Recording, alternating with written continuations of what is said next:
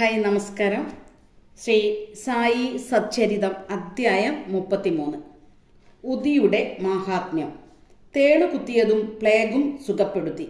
ജാംനഗറിലെ അത്ഭുതം. നാരായണ റാവുവിൻ്റെ സുഖക്കേട്. ബാലാബു വാസുദാർ അപ്പാസാഹേബ് കുൽക്കർണി ഹരിബാവു കാർണിക്. കഴിഞ്ഞ അധ്യായത്തിൽ ഗുരുവിൻ്റെ മാഹാത്മ്യം വിവരിച്ചു. ഈ അധ്യായത്തിൽ ഉദിയുടെ മാഹാത്മ്യം വിവരിക്കുന്നതാണ്. പ്രാരംഭ കുറിപ്പുകൾ. നമുക്ക് മഹത്തുക്കളായ ഋഷീശ്വരന്മാരെ വന്ദിക്കാം. അവരുടെ കരുണാമയമായ കടാക്ഷം കൊണ്ട് നമ്മിൽ കുന്നുകൂടിയ പാപങ്ങൾ നശിപ്പിക്കപ്പെടുന്നു എന്നു മാത്രമല്ല, നമ്മുടെ സ്വഭാവത്തിലുള്ള ചീത്തവശങ്ങൾ ഇല്ലായ്മ ചെയ്യപ്പെടുകയും ചെയ്യുന്നു. അവരുടെ മനസ്സിൽ ഇത് എൻ്റെ, അത് നിന്റെ എന്നീ വ്യത്യാസങ്ങളില്ല. അത്തരം വിവേചനങ്ങൾ അവരുടെ മനസ്സിൽ ഉദിക്കുന്നേയില്ല. അവരോടുള്ള കടപ്പാട് നമുക്ക് ആ ജന്മത്തിലല്ല, മറ്റു നിരവധി ജന്മങ്ങളെ കൊണ്ടും തീർക്കാനാവുന്നതല്ല. ഉദി. ബാബ പലരിൽ നിന്നും ദക്ഷിണ സ്വീകരിക്കാറുണ്ടെന്നും അതിൽ നിന്ന് വലിയൊരു ഭാഗം ധാർമ്മിക വിഷയങ്ങളിൽ ചിലവാക്കി ബാക്കി കൊണ്ട് വിറക് വാങ്ങുമായിരുന്നുവെന്നും പരക്കെ അറിയാവുന്നതാണ്. ഈ വിറക് അദ്ദേഹം കെടാതെ കത്തിച്ചിരുന്നു. അഗ്നിയായ ധ്വനിയിൽ ഇടലായിരുന്നു പതിവ്. ഈ ധ്വനിയിലെ വെണ്ണീറാണ് ഉദി. ഇത് അവിടെ വരുന്ന ഭക്തന്മാർക്ക് മടങ്ങിപ്പോകുമ്പോൾ ധാരാളമായി വാരിക്കൊടുക്കലുണ്ടായിരുന്നു. ഈ ഉദി കൊണ്ട് ബാബ എന്താണ് പഠിപ്പിച്ചിരുന്നത്? ഈ ലോകത്തിലുള്ള സകല സംഗതികളും വെണ്ണീറായി പോകുന്ന ക്ഷണികങ്ങളാണ്. പഞ്ചഭൂതാത്മകമായ ഈ ദേഹം എല്ലാ വ്യാപാരങ്ങളും അവസാനിപ്പിച്ച് വെണ്ണീറായി പോകുന്നു. ഭക്തന്മാരെ അവരുടെ ദേഹം ഒരിക്കൽ വെണ്ണീറാക്കപ്പെടും എന്ന് ഓർമ്മിപ്പിക്കാനാണ് ബാബ ഉദി വിതരണം ചെയ്തിരുന്നത്. ഉദിയിൽ കൂടെ ബാബ ബ്രഹ്മസത്യം ജഗത് മിഥ്യ എന്ന തത്വവും മകൻ, അച്ഛൻ, ഭാര്യ എന്ന ബന്ധങ്ങളൊന്നും യഥാർത്ഥത്തിൽ ഉള്ളതല്ലെന്നും പഠിപ്പിച്ചു. നാം ഈ ലോകത്തിൽ ഒറ്റയ്ക്കാണ് വരുന്നത്, പോകുന്നതും ഒറ്റയ്ക്കാണ്. ഉദി കൊണ്ട് ശാരീരികവും മാനസികവുമായ പല തകരാറുകളും സുഖപ്പെട്ടതായി കാണുകയും കണ്ടുകൊണ്ടിരിക്കുകയും ചെയ്യുന്നുണ്ടെങ്കിലും ബാബ ഉദി കൊണ്ടും ദക്ഷിണ കൊണ്ടും ഉദ്ദേശിച്ചത് ഭക്തന്മാരെ യഥാർത്ഥവും അയഥാർത്ഥവും തമ്മിൽ തിരിച്ചറിയാനും അയഥാർത്ഥത്തിൽ നിസ്സംഗത്വം വളർത്തേണ്ടതാണെന്ന് പഠിപ്പിക്കാനുമാണ്. ഉദി വിവേചന ബുദ്ധിയും ദക്ഷിണ നിസ്സംഗത്വവും പഠിപ്പിക്കുന്നു. ഇത് രണ്ടുമല്ലെങ്കിൽ നമുക്ക് സംസാരസാഗരം കടക്കാനാവില്ല. അതുകൊണ്ട് ബാബ ദക്ഷിണ ചോദിച്ചു വാങ്ങുകയും ഭക്തന്മാർ വിടവാങ്ങുമ്പോൾ ഉദി കൊടുക്കുകയും ചെയ്തു. ചിലപ്പോൾ ബാബ ഉദി കൊണ്ട് നെറ്റിയിൽ കുറിയിട്ട് കൊടുത്ത് തലയിൽ കൈവച്ചനുഗ്രഹിക്കുമായിരുന്നു. ബാബ സന്തുഷ്ടനായി ചിലപ്പോൾ ആനന്ദത്തോടു കൂടി പാടുമായിരുന്നു. അത്തരം ഒരു പാട്ട് രാം തേ രാം ആവോജി ഉദിയാം കിഗോനിയാം ലാവോജി എന്നായിരുന്നു. അതിനർത്ഥം ക്രീഡാനിരതനായ രാമ, വരൂ വരൂ, ചാക്കുകണക്കിൽ ഉദി കൊണ്ടുവരൂ എന്നാണ്. ബാബ വ്യക്തമായും മധുരമായും പാടാറുണ്ടായിരുന്നു.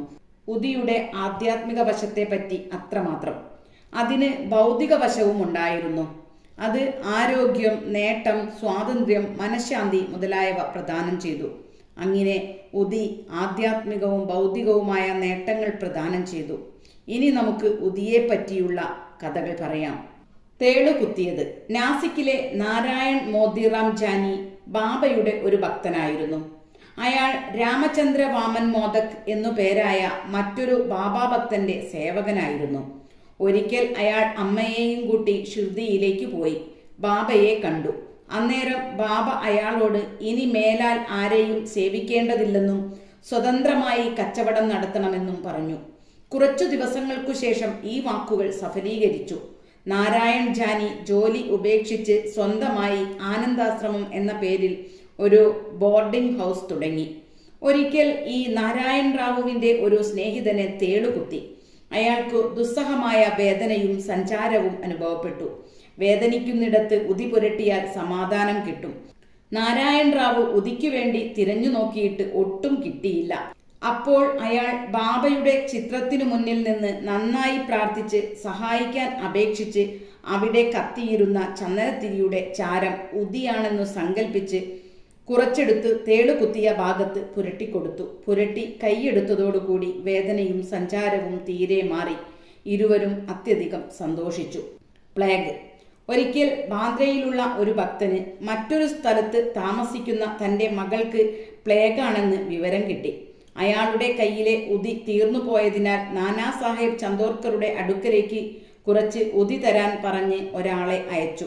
നാനാ സാഹേബ് ഭാര്യയോടുകൂടി കല്യാണിലേക്ക് പോവാൻ താനെ റെയിൽവേ സ്റ്റേഷനിലേക്ക് പോകും വഴി നിരത്തിൽ വെച്ചാണ് ഈ സന്ദേശം കേട്ടത്. അന്നേരം അയാളുടെ പക്കൽ ഉതി ഉണ്ടായിരുന്നില്ല.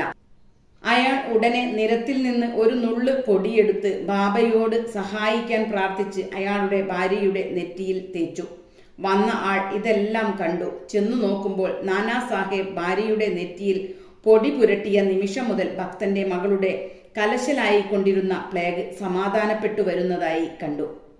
ജാംനഗറിലെ അത്ഭുതം. 1904-5 കാലത്ത് ഷിർദിയിൽ നിന്ന് 100 നാഴികയിലധികം അകലെയുള്ള ഗാണ്ടേഷ് ജില്ലയിലെ ജാംനറിൽ നാനാ സാഹേബ് ചന്ദോർക്കർ മംലത്ദാർ ആയിരുന്നു. അയാളുടെ മകൾ മൈനദായിക്ക് പ്രസവം അടുത്തിരുന്നു. 3 ദിവസത്തോളം പ്രസവ വേദനയായി കിടന്ന് പ്രസവിക്കാതെ അത്യന്തം അപകടസ്ഥിതിയിലായിരുന്നു അവർ. നാനാ സാഹേബ് പലതും നോക്കിയിട്ടും കാര്യമുണ്ടായില്ല. ഒടുവിൽ അയാൾ ബാബയോട് തന്നെ പ്രാർത്ഥിച്ചു. അന്നേരം ഷിർദിയിലുണ്ടായിരുന്ന രാംഗീർ ബുവ എന്നയാൾക്ക് ബാബ ഇയാളെ ബാപ്പു ഗിർബുവ എന്നാണ് വിളിക്കുക. ഗാണ്ടേഷിലുള്ള അയാളുടെ നാട്ടിലേക്ക് പോവേണ്ടതുണ്ടായിരുന്നു. ബാബ അയാളോട് പോകും വഴി ജാംനഗറിൽ ഇറങ്ങി ഉദിയും ആരതിയും നാനാ സാഹേബിന് കൊടുത്ത് വിശ്രമിച്ച് പോയാൽ മതിയെന്ന് പറഞ്ഞു. രാംഗീർ ബുവ തന്റെ കയ്യിൽ 2 ഉറുപ്പിക മാത്രമേയുള്ളൂവെന്നും അത് ജലഗാവോൺ വരെ എത്താൻ തന്നെ കഷ്ടിയാണെന്നും അവിടെ നിന്ന് 30 നാഴിക അകലെയുള്ള ജാംനഗറിലെത്താൻ ഒരു മാർഗവുമില്ലെന്നും പറഞ്ഞു. അതിന് ഭയപ്പെടേണ്ടതില്ലെന്നും എല്ലാ ഏർപ്പാടും ചെയ്തിട്ടുണ്ടെന്നും ബാബ പറഞ്ഞു. പിന്നീട് ബാബ ശ്യാമയോട് മാധവ ആദ്കർ എഴുതിയ ആരതി ഗീതം പകർത്തിയ ഒരു പകർപ്പും ഉദിയും കൂടി നാനാ സാഹേബിന് കൊടുക്കാൻ രാംഗീർ ബുവയെ ഏൽപ്പിക്കാൻ പറഞ്ഞു. ഈ ആരതിയുടെ തർജ്ജമ അവസാനം കൊടുത്തിട്ടുണ്ട്. ബാബയുടെ വാക്കുകളിൽ വിശ്വസിച്ച് രാംഗീർ ബുവ ഷിർദിയിൽ നിന്നു പോയി. പുലർച്ചെ 2:45 ജലഗാവോണിൽ വണ്ടി ഇറങ്ങി. കയ്യിൽ 2 അണ മാത്രമാണുള്ളത്. ആകെ അയാൾ വിഷമത്തിലാണ്. അപ്പോഴേക്കും ഒരാൾ ആരാണ് ഷിർദിയിലെ ബാപ്പു ഗിർബുവ എന്ന് വിളിച്ചു ചോദിച്ച് നടക്കുന്നത് കണ്ടു. അയാൾ താനാണ് ബാപ്പു ഗിർബുവ എന്ന് മറ്റേയാളെ സമീപിച്ചു പറഞ്ഞു. നാനാ സാഹേബിന്റെ ശിപായിയാണ് താനെന്നും പറഞ്ഞ് നല്ല 2 കുതിരകളെ കെട്ടിയ 1-ാം തരം ഡോങ്കയിലേക്ക് അയാൾ രാംഗീർ ബുവയെ കൂട്ടിക്കൊണ്ടുപോയി. അവർ 2 പേരും കുതിരവണ്ടിയിൽ അതിശീഘ്രം പോയി പുലർച്ചയോടുകൂടി ഒരു അരുവിക്കടുത്തെത്തി. വണ്ടിക്കാരൻ കുതിരകൾക്ക് വെള്ളം കൊടുക്കാൻ കൊണ്ടുപോയപ്പോൾ ശിപായി രാംഗീർ ബുവയോട് കുറച്ച് ഭക്ഷണം കഴിക്കാമെന്ന് പറഞ്ഞു. ഒരു പൊതി എടുത്തു. അയാളുടെ താടിയും മീശയും ഉടുപ്പുമെല്ലാം കണ്ടപ്പോൾ രാംഗീർ ബുവ അയാളൊരു മുസ്ലിം ആയിരിക്കുമെന്ന് സംശയിച്ച് ഭക്ഷണം കഴിക്കാൻ മടിച്ചു നിൽക്കുന്നത് കണ്ട് താൻ ഗാർവാളി ക്ഷത്രിയനാണെന്നും ഹിന്ദുവാണെന്നും ഈ ഭക്ഷണം നാനാ സാഹേബ് അയച്ചതാണെന്നും ഒന്നും സംശയിക്കേണ്ടതില്ലെന്നും പറഞ്ഞു. അയാൾ നാനാ സാഹേബിന്റെ വീട്ടിൽ ചെന്ന് ഉദിയും ആരതിയും കൊടുത്തു. അപ്പോഴേക്കും മൈനദായിയുടെ സ്ഥിതി വളരെ അപകടത്തിലായിരുന്നു. എല്ലാവരും അത്യധികം സങ്കടത്തിലായിരുന്നു. നാനാ സാഹേബ് ഭാര്യയെ വിളിച്ച് ഉതി വെള്ളത്തിൽ കലർത്തി മകൾക്ക് കുടിക്കാൻ കൊടുക്കാനും ആരതി പാടാനും കൽപ്പിച്ചു. ബാബ അവസരോചിതം സഹായത്തിനെത്തിയതാണെന്നയാൾ വിശ്വസിച്ചു. ഏതാനും നിമിഷങ്ങൾക്കകം സുഖമായി പ്രസവിച്ച വിവരവും കിട്ടി.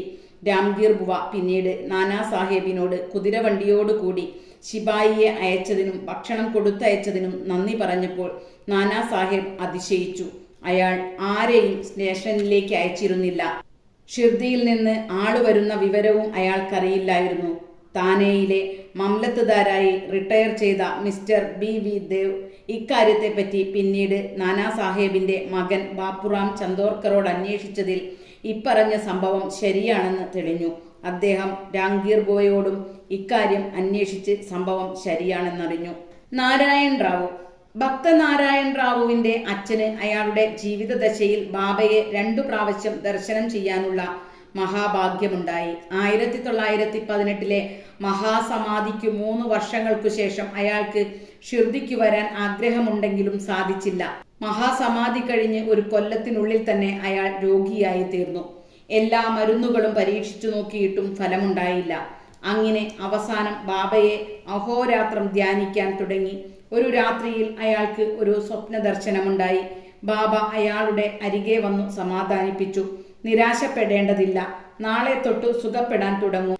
സ്വപ്നദർശനത്തിൽ പറഞ്ഞ പോലെ തന്നെ നാരായൺ റാവുവിന് സുഖമായി. ബാബ ശരീരം ഉള്ളിടത്തോളം ജീവിക്കുകയും ശരീരം ക്ഷയിച്ചതോടെ മരിച്ചു പോവുകയും ചെയ്തുവോ എന്നതാണ് നാം ചിന്തിക്കേണ്ടത്. ബാബയ്ക്ക് മരണമില്ല. അദ്ദേഹം ജീവനും മരണത്തിനും അതീതനാണ്. അദ്ദേഹത്തെ ആത്മാർത്ഥമായി ഒരിക്കൽ സ്നേഹിച്ചവന് അദ്ദേഹത്തിൽ നിന്നും അതിനുള്ള ഫലം എപ്പോഴും ഏതു സമയത്തു വെച്ചും കിട്ടിക്കൊണ്ടിരിക്കും. അദ്ദേഹം എല്ലായ്പ്പോഴും നമ്മുടെ പരിസരത്തുണ്ട്. ഏതെങ്കിലും രൂപത്തിൽ ഭക്തന്മാരുടെ മുന്നിൽ പ്രത്യക്ഷപ്പെട്ട് അവരുടെ ആഗ്രഹം സാധിച്ചു കൊടുക്കും.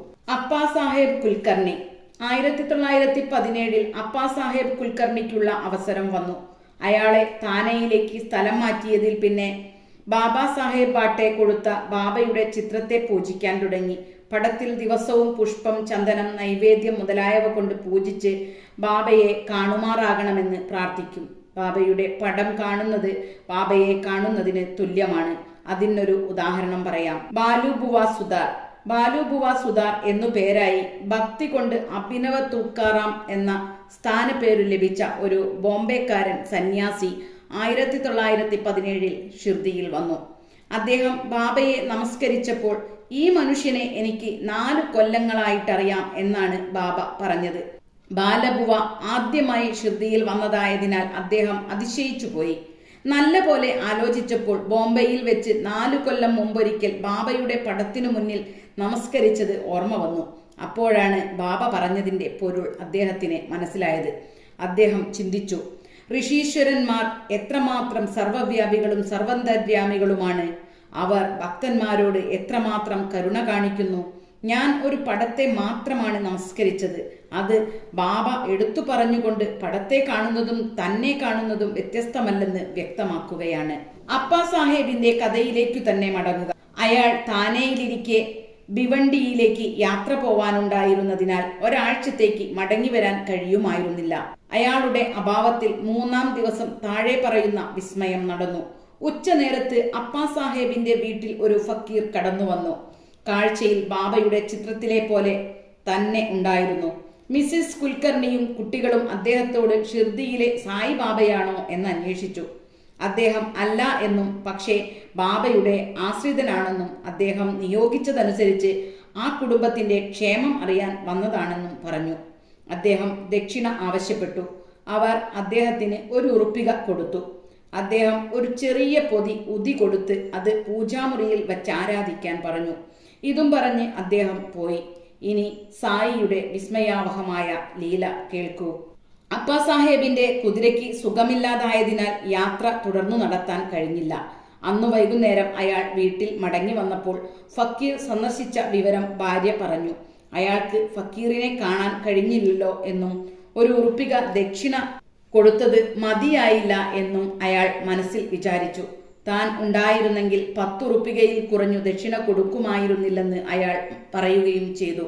പിന്നീട് ഭക്ഷണം കൂടി കഴിക്കാതെ ഫക്കീറിനെ അന്വേഷിച്ചിറങ്ങി. അവിടുത്തെ ഒരു മസ്ജിദിലും മറ്റു പല സ്ഥലങ്ങളിലും തിരഞ്ഞു. അയാളുടെ അന്വേഷണം വിഫലമായി. അയാൾ വീട്ടിൽ മടങ്ങി വന്ന് ഭക്ഷണം കഴിച്ചു. ബാബയുടെ കൽപ്പന ദൈവത്തെ വെറും വയറായി അന്വേഷിക്കരുതെന്നാണെന്ന് 32-ാം അധ്യായത്തിൽ വായിച്ചത് ഓർക്കുന്നുണ്ടല്ലോ. അപ്പാ സാഹേബിന് ആ പാഠം ഇക്കാര്യത്തിൽ ഹൃദ്യസ്ഥമായി. ഊണു കഴിഞ്ഞ് അയാൾ മിസ്റ്റർ ചിത്രേ എന്ന ഒരു സുഹൃത്തുമായി ഒന്ന് നടക്കാനിറങ്ങി. കുറച്ചു പോയപ്പോൾ ഒരാൾ ധൃതിയിൽ അവരെ സമീപിക്കുന്നത് കണ്ടു. അദ്ദേഹം ഫോട്ടോയിലെ ബാബയുടെ മാതിരി ഇരുന്നതുകൊണ്ട് ഉച്ചയ്ക്ക് വീട്ടിൽ വന്ന ഫക്കീർ തന്നെ ആയിരിക്കുമെന്ന് അയാൾ നിശ്ചയിച്ചു. ഫക്കീർ കൈനീട്ടി ദക്ഷിണ ചോദിച്ചു. അപ്പാ സാഹേബ് 1 ഉറുപ്പിക കൊടുത്തു. വീണ്ടും ചോദിച്ചപ്പോൾ അപ്പാ സാഹേബ് 2 ഉറുപ്പിക കൂടി കൊടുത്തു. എന്നിട്ടും തൃപ്തനാവാഞ്ഞപ്പോൾ മിസ്റ്റർ ചിത്രയോട് 3 ഉറുപ്പിക കടം വാങ്ങി അതും കൊടുത്തു. ഫക്കീർ പിന്നെയും ചോദിച്ചു. അപ്പാ സാഹേബ് തൻ്റെ കൂടെ വീട്ടിലേക്ക് വരാൻ പറഞ്ഞു. അങ്ങനെ എല്ലാവരും കൂടി വീട്ടിലെത്തിയപ്പോൾ അപ്പാ സാഹേബ് 3 ഉറുപ്പിക കൂടി കൊടുത്തു.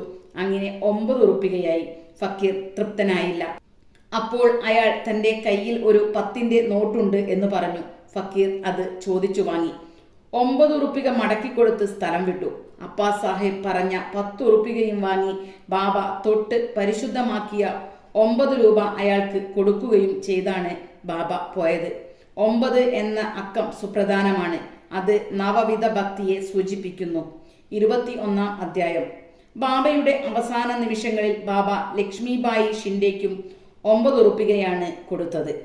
അപ്പാ സാഹേബ് ഉദിയുടെ പൊതി തുറന്നു നോക്കിയപ്പോൾ അതിൽ കുറച്ച് പുഷ്പവും അക്ഷതവും കൂടി ഉള്ളതായി കണ്ടു.